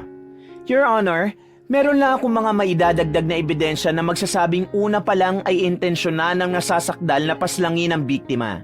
Ibinigay ng prosecutor ang isang flash drive sa judge. Sinaksak naman agad yon para maipakita sa projector screen. Base sa mga imahe na naroon, kuha yun ng CCTV sa loob mismo ng mansyon. Sa unang video, nakita si Luisang nakatayo sa harapan ng pintuan ni Brando. May dala-dala siyang gunting na pangpapel. Inutusan po ako niya ni Bianca na dali ng gunting kay Brando dahil may gugupitin siyang manggas ng damit. Hindi na naituloy pa ni Luisa nang pigilan na ito ng judge. Samantala, sa pangalawang video naman, makikita si Luisa sa kusina habang inaambahan si Brando ng suntok. Your Honor, sa naunang dalawang video ay masasabi na agad natin na may intensyon na talagang nasasakdal sa biktima. Proceed po tayo sa next video. Wika ng babaeng prosecutor. Sa sunod na video, makikita si Luisa na nasa garden. Yun ang mga sandali bago nangyari ang lahat. Noong una ay wala namang ginagawa si Luisa. Pero nakita sa videong pumunta siya sa garahe kung saan naroon ang motorsiklo ng binata. Hindi na makita kung ano ang ginunting niya roon dahil nakatalikod na siya sa kamera.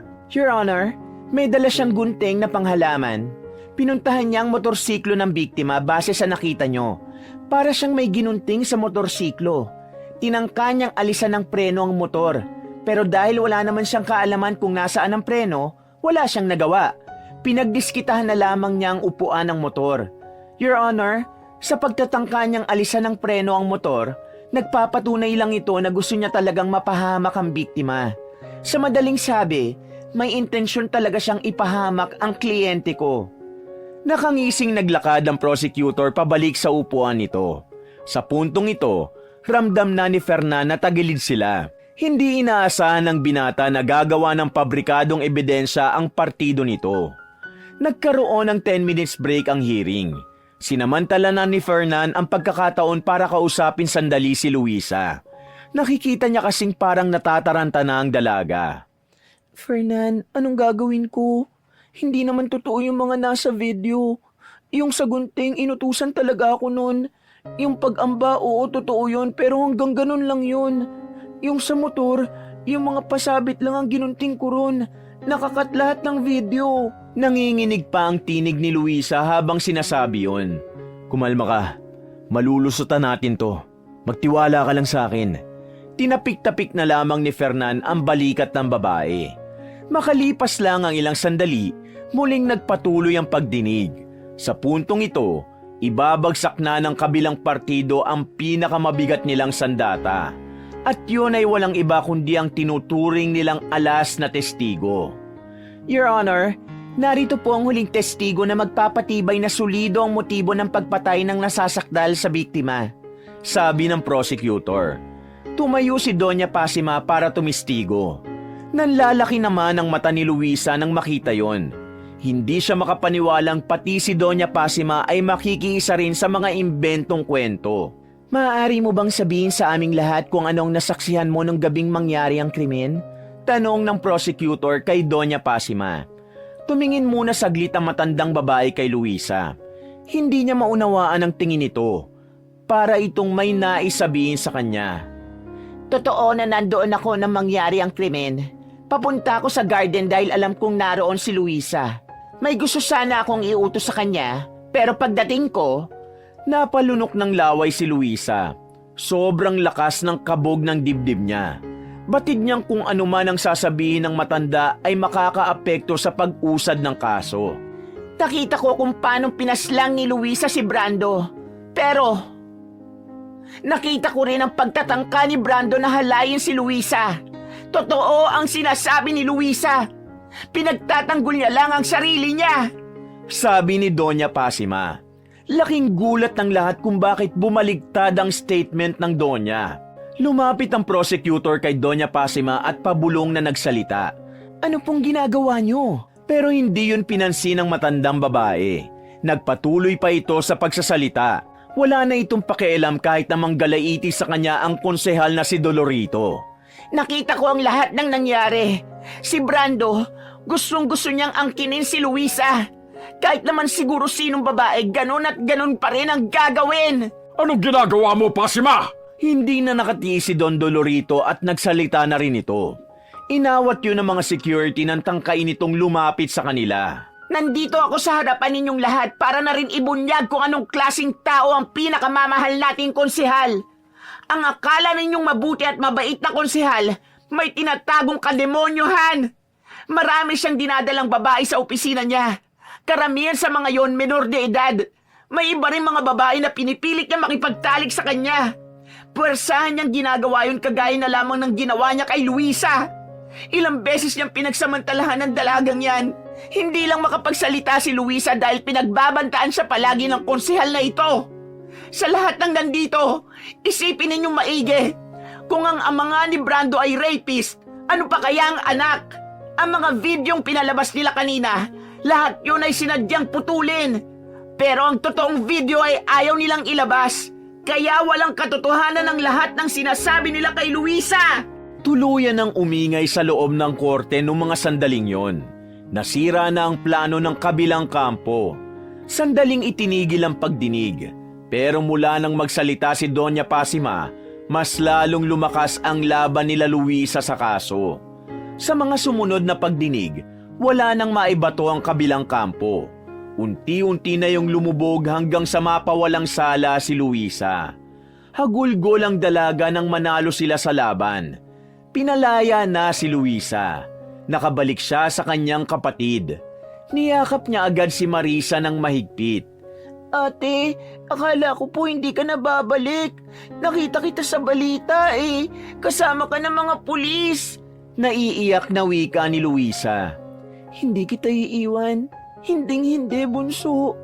Napangiti na lamang ang binatang si Fernan habang pinagmamasda ng magkapatid. Nakahinga na rin siya ng maluwag. Masaya rin siya para kay Luisa. Mabuti na lang talaga, bumaligtad si Doña Pasima. Makalipas ang ilang oras, dalawa na lamang sila ni Fernan sa sala. Hanggang sa puntong ito, hindi pa rin makapaniwala si Luisa. Buong akala talaga niya ay mabubulok na siya sa kulungan. Hindi ko maintindihan. Bakit bigla na lang nilaglag ni Doña Pasima ang asawa niya? Napapailing na lamang na tanong ni Fernan habang umiinom ito ng tsaa. Sinasaktan ni Don Dolorito si Doña Pasima. Gaya ng sinabi niya, maraming ginagawang kalukuhan si Don Dolorito. Siguro, hindi niya nakinaya. Lalo nang malaman niya na pati ako'y binaboy din ng asawa niya. Sabi naman ni Luisa. Don't worry, I don't judge you. Sabi naman ni Fernan nang may malapad ng ngiti. Thank you, Fernan. Kahit na kailan mo lang naman ako nakilala, hindi ka nagdalawang isip na tulungan ako. Sa wakas, makakaalis na rin ako sa impyernong mansyon na yun. Maraming salamat talaga. Hindi. Mas dapat mong pasalamatan ang sarili mo. You know why? Napakatatag mong tao. Naging malakas ka sa hamon ng buhay mo. Ganun talaga siguro kapag meron kang pinaguhugutan. Kahit sobrang sakit at hirap na, hindi mo iisipin ang sumuko. O sige na, samahan mo na ang kapatid mo sa taas. Magpahinga ka na rin. Kinabukasan, nakarating ang balita kina Luisang nagtatago na ang konsehal na si Don Dolorito. Ayon sa pulisya, iimbitahan pa lang sana itong sumama sa istasyon pero wala na ito sa mansyon. Walang nakakaalam kung saan nagtungo ang matandang lalaki. Anong gagawin natin kay Doña Pasima at doon sa babaeng si Bianca?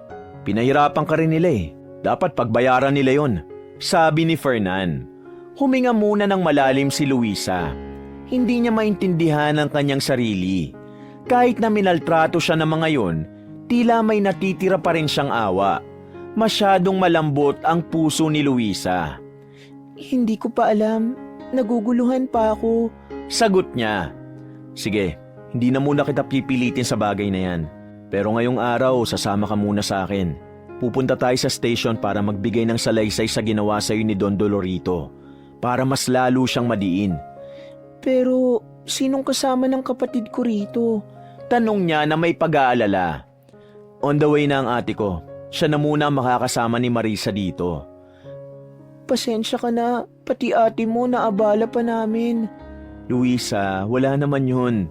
Isa pa, nakukyutan ng ate ko sa kapatid mo. Sigurado akong mag-e-enjoy naman silang dalawa rito. Nang dumating ang kapatid ni Fernan, ay dali-dali na rin silang bumiyahe patungo sa istasyon ng pulis. Nagbigay ng salaysay si Luisa. Dahil dito, mas lalong tumibay ang kaso laban kay Don Dolorito. Ikinalat na rin sa buong bansa ang mukha ng Don. Dahil meron pa naman silang oras, dinala ni Fernan ang dalaga sa isang restaurant. Ayon sa binata, ililibre niya si Luisa bilang selebrasyon sa kanilang pagkapanalo. Dito ka lang magsi-CR lang ako. Pagbalik ko, order na rin tayo ng kakainin natin. Sabi ng binata. Sige, maraming salamat. Nakangiti pang pinagmasdan ni Luisa ang binata habang naglalakad yun patungo sa CR. Sinuyod ni Luisa ng tingin ang buong lugar. Namamangha siya sa ganda nito. Ito kasi ang unang pagkakataong nakapasok siya sa ganitong uri ng kainan. Sa mga palabas niya lang kasi ito nakikita. Hindi niya inakalang mararanasan niya rin ito sa personal. 2 minuto pa lang ang nakalipas mula nang iwan siya ng binata, bigla na lamang siyang nakarinig ng sigawan sa labas. Pagsilip ni Luisa ay nakita niyang may mga armadong lalaki ang bigla na lang pumasok. Pinadapa ng mga yun ng pulis at ang iba naman ay dumiretso sa direksyon niya. Sino ba kayo? Saan niyo ako dadalhin? Walang tumugon sa mga yon. Hinila lang siya ng mga lalaki palabas ng restaurant at saka ipinasok sa van. Nilagyan din siya ng kulay itim na tela sa ulo. Hindi niya na alam kung ano ang mga nadadaanan nila. Basta ang naririnig lang niya ay ang usapan ng mga lalaki. Halos 1 oras din ang nakalipas, huminto na rin ang sinasakyan nila. Narinig niyang bumukas ang sliding door. Kinaladkad siya palabas. Ilang sandali lang ay naramdaman niya na lang na ginagapos na siya. Pagtanggal ng tela sa ulo niya, nakita na lang niya si Don Doloritong nakaupo sa kanyang harapan. Nagtatabako at seryosong nakatingin sa kanya. Sinasabi ko na nga ba, ikaw ang may kagagawa nito? Sambit ni Luisa sa matanda. Dahil sa'yo, nagkandaletse-letse na ang buhay ko. Sinira mo ang buhay politika ko. Sinira mo rin ang mga negosyo ko. Pinatay mo pa ang anak ko na magmamana sana ng lahat. Mararamdaman ang gigil sa tinig ni Don Dolorito. Ikaw ang may kasalanan ng lahat at hindi ako. Kung naging mabuting tao ka lang sana, wala ka sana magiging problemang ganito. Pero mas pinili mo ang ugali mong hayop. Lahat ng nangyayari sa buhay mo ngayon, kagagawan mo rin. Mahal mo ang kapatid mo, di ba? Sa tanong na yon ni Don Dolorito, bigla na lamang nawala ang tapang ni Luisa. Nabahala siya para sa kaligtasan ni Marisa. Hindi niya maitago ang labis na pag-aalala. Huwag mo idadamay ang kapatid ko rito. Wala siyang kinalaman. Lumaban ka ng patas. Lumaban ng patas? Tingin mo ba patas ang laban ngayon? Bigla na lang kumampi sa'yo ang hinayupak mong tiyahin. Patas ba yun? Hindi mo kasi siya tinatrato ng tama. Kaya huwag ka na magtaka kung gawin niya yun sa'yo. Sandaling humithit ng tabako ang matandang lalaki. Lumapit ito at binugahan pa ng usok ang dalaga. Hinawakan ni Don Dolorito ang hita niya at tumingin sa kanya ng nakakaloko. Pero ayos lang naman. Ang mahalaga, nasa akin ka. Ikaw na lang ang kapalit sa lahat ng kamalasang nararanasan ko. Luisa, miss mo na ba ang ginagawa natin? Huwag kang mag-alala. Pasisiyahin kita ngayong gabi.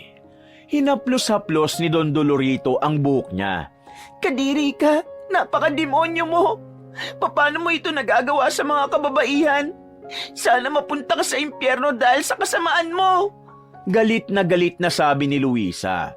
Pero tinawanan lang siya ni Don Dolorito. Mga bata, pakiayos nga magiging kwarto namin mamaya. Sabik na ako sa babaeng to eh. Kahit ilang beses ko nang nagamit, mukha pa ring sariwa. Sabi pa ni Don Dolorito. Sandaling umalis ang Don. Naiwang mag-isa si Luisa. Paglibot niya ng tingin sa paligid, nasa lumang malaking bahay pala sila. Abandonado na yon at pagtingin niya naman sa labas, marami siyang nakitang puno at mga nagtataasang halaman. Nasa liblib na lugar sila. Kinakabahan siya. Pakiramdam niya walang nakakaalam ng lugar na yon kundi si Don Dolorito lang. Ipinagdadasal na lamang niya na sana magkaroon ng himala at merong dumating para sa kanya. Makalipas lang ang halos 15 minutos, bumalik na rin si Don Dolorito. Bagong ligo ito at nakasuot na ito ng simpleng polong manipis. Ang short naman nito ay maikli lang. Luisa, handang-handa na ako sa bakbakan. Ikaw ba? Handa ka na ba? Nakangiting wika ni Don Dolorito. Kitang-kita ni Luisa ang malalapad at naninilaw nitong ngipin. Bagay na lalong nagdulot sa kanya ng kilabot. Kahit ilang beses na siyang pinagsamantalahan ng matandang yon, ngayon niya mas nararamdaman ang pandidiri. Tumingin-tingin ulit sa paligid si Luisa. Wala siyang makitang pwedeng takbuhan palabas. Tanging ang nag-iisang entrance lang na binabantayan naman ng mga armadong lalaki. Isa pa, hindi niya rin alam kung papaano siya makakawala sa pagkakagapos niya. Luisa, walang darating sa'yo rito. Walang nakakaalam ng lugar na ito kundi ako lang. Kaya kung ako sa'yo, i-enjoy mo na lang ang lahat. Sumabay ka na lang sa agos. Total, sanay na sanay ka naman, di ba? Tumawa pa ng malakas si Don Dolorito. Nakitawan na rin ang mga kalalakihan. Mga bata, alisin nyo na nga ang tali nito. Dalhin nyo na sa kwarto ko. Pagsasawaan ko muna ito bago natin i-dispatcha. Utos pa ni Don Dolorito. Marahas na tinanggal ang tali ni Luisa. Kinaladkad siya patungo sa isang silid sa itaas. Tinulak siya papasok sa kwarto at sumunod naman doon si Don Dolorito. Nagsimula na itong magtanggal ng butones. Wag mo akong hawakan, kadiri ka! Sabi ni Luisa. Naghahanap siya sa silid na yun ng pwede niyang maipalo, pero walang kahit na anong gamit ang naroon. Tanging kama lamang at 2 unan. Bakit ka ba natatakot? Ilang beses na natin ginagawa ito eh. Dapat sanay na sanay ka na. Nangiinsultong sabi ng matanda. Lumundag si Don Dolorito papunta sa kama. Napatili na lamang si Luisa sa mga sandaling yon. Kahit matanda na ang Don, hindi maikakailang malakas-lakas pa rin ito. Hindi magawa ni Luisang itulak ang matanda dahil sa mahigpit nitong pagkakahawak sa kamay niya. Wag! Demonyo ka! Pero patuloy lang si Don Dolorito sa kahayupan niya. Wala itong nararamdaman na kahit na anong konsensya. Kalma ka lang. Sandali lang naman to eh. Biglang napatigil si Don Dolorito nang malakas na kumatok sa pintuan niya ang isang tauhan niya. Narinig niyang sinabi ng tao niya na may mga nakarating na pulis sa pinagtataguan nila. Agad na kinuha ni Don Dolorito ang damit niya. Dinampot niya rin ang barel sa ibabaw ng mesa sa gilid ng pinto. Lintik na buhay to. Paano sila nakarating dito? Binuksan ni Don Dolorito ang pinto. Pumasok naman ang ilan niyang tauhan para kunin si Luisa. Tatakas tayo! Hindi tayo magpapahuli ng buhay dito! Nang bumaba na sila ulit ng sala, nagsimula nang matakot si Luisa. Naunang magpaputok ang mga tauhan ni Don Dolorito. Gumanti naman ng pulis kaya nagkaroon na rin ng magkakasunod na palitan ng putok. Natutuliro na ang utak ni Luisa noong mga oras na yon. Hindi niya na alam ang gagawin niya. Parang nabablangko ang utak niya sa lahat ng nangyayari. Dahil hindi sila makadaan sa harapan ng bahay, napilitan si Don Doloritong basagin ang salamin sa may kusina. Malaki ang bintana kaya kasyang-kasya naman sila ron. Buwisit ka, huwag ka na makulit! Makisama ka na lang! Sabi ni Don Dolorito nang pilitin ni Luisa na magpumiglas. Dahil nasa harapan ng mga sasakyan nila Don Dolorito, wala silang nagawa kundi ang takbuhin na lamang ang daan paalis. Pumasok na sila ng kagubatan. At sa puntong ito, wala na ang mga tauhan ni Don Dolorito na nagpaiwan sa bahay. Pero may mga kasama pa naman siya. Kaya nga lang, nakasunod na rin sa kanila ang mga pulis. Gumagamit na ng megaphone ang mga otoridad para pasukuin ang konsehal. Pero masyado yung nagmamatigas. Hanggang may mga kasama pa siya, hinding-hindi niya isusuko si Luisa. Nakatago lamang sila sa likuran ng punong mangga.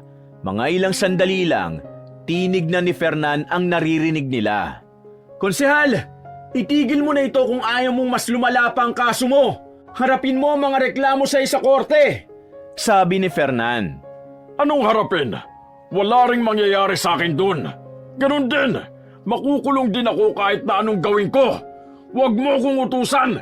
Hindi ako tanga. Kung hindi ka susuko ng maayos, mapapahama ka lang. Kaya hanggat maaari makisama ka na lang. Dagdag pa ni Fernan. Pero sa halip na makinig ang Don, nagpaputok pa ng sunod-sunod ang grupo nito.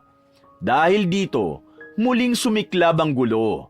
Wala talagang balak na makipagkasundo si Don Dolorito sa kanila. Hanggang sa dumating na nga sa puntong unti-unti nang nalalagas ang mga kasama ng Don. Batikan at sobrang galing kasi ng mga pulis na kasama ni Fernan.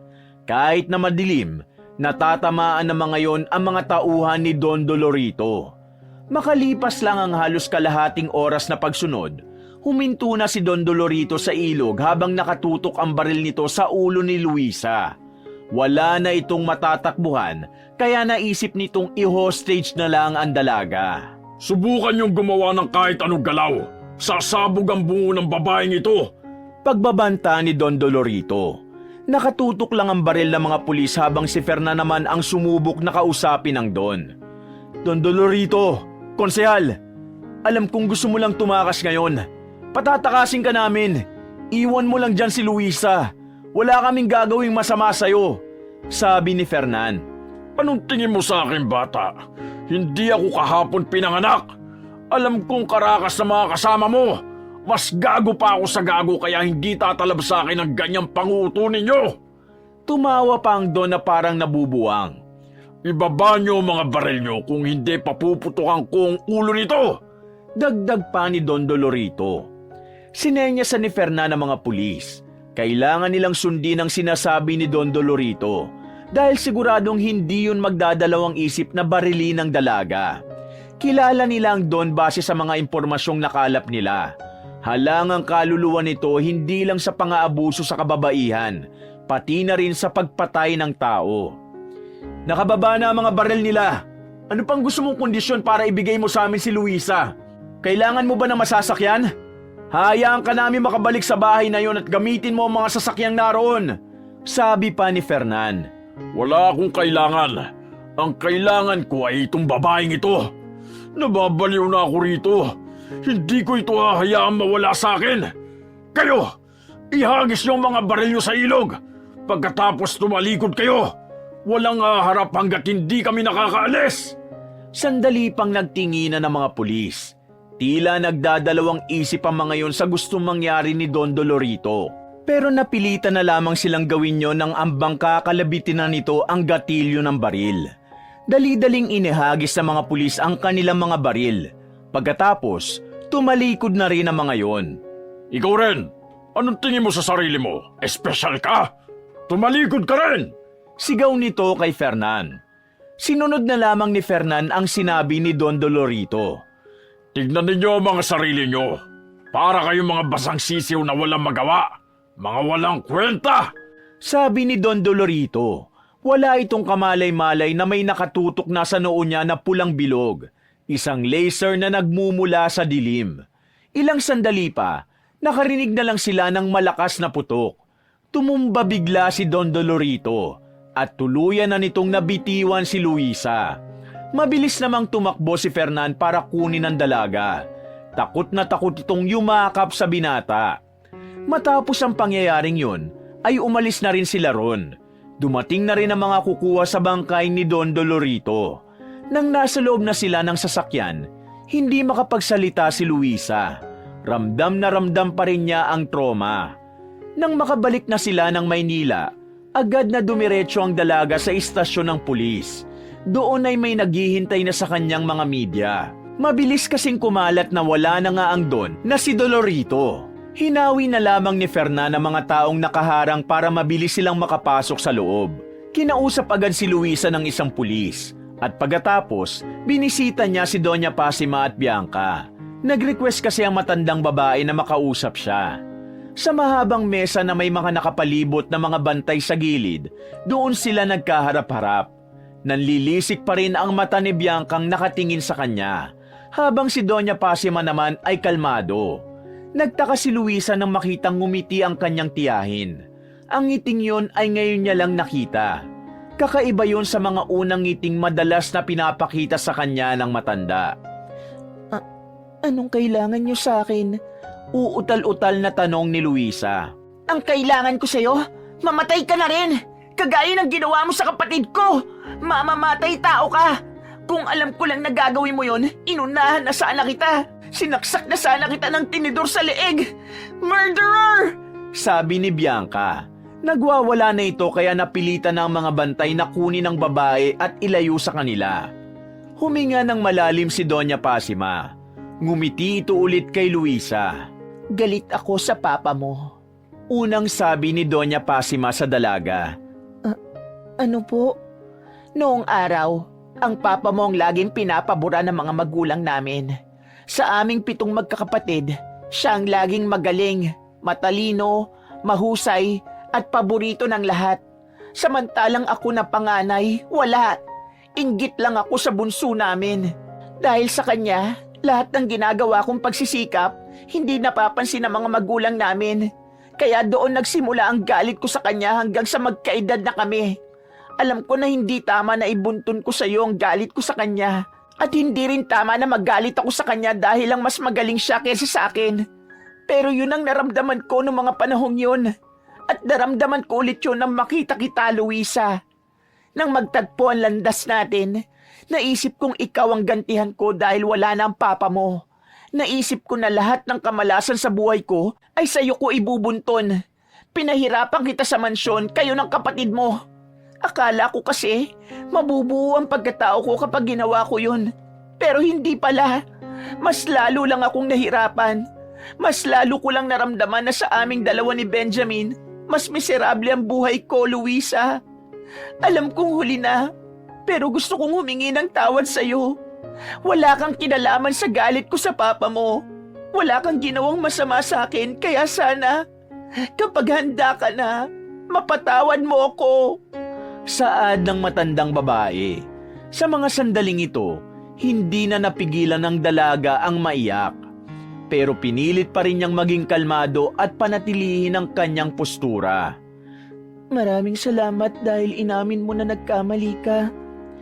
Maraming salamat dahil sinagot mo na rin ang mga tanong ko sa sarili kung bakit galit ka sa amin. Tia, hindi ako mapagtanim ng sama ng loob, lalo na sa mga kamag-anak ko. Pero sa ngayon, hindi ko pa kaya na ibigay ang pagpapatawad na inaasahan mo. Pero gumaan ang pakiramdam ko dahil sa mga sinabi mo. Maraming salamat. Tugon naman ni Luisa. Hindi mo kailangan madaliin ang sarili mo, Luisa. Take your time. Hindi naghihilom agad ang mga sugat kahit gustuhin natin. Kaya naiintindihan ko. Gusto ko lang talagang humingi ng tawad. Matanda na ako. Gusto ko naman makagawa ng maganda sa mga natitirang panahon ko rito sa lupa. Pero bakit niyo po inilaglag si Don Dolorito? Ang buong akala ko, kakampihan niyo siya dahil siyang asawa niyo. Siya ang pamilya ninyo. Matagal-tagal na rin ako nagtitiis sa ugali ng asawa kong yon. Nagbubulag-bulagan lang ako.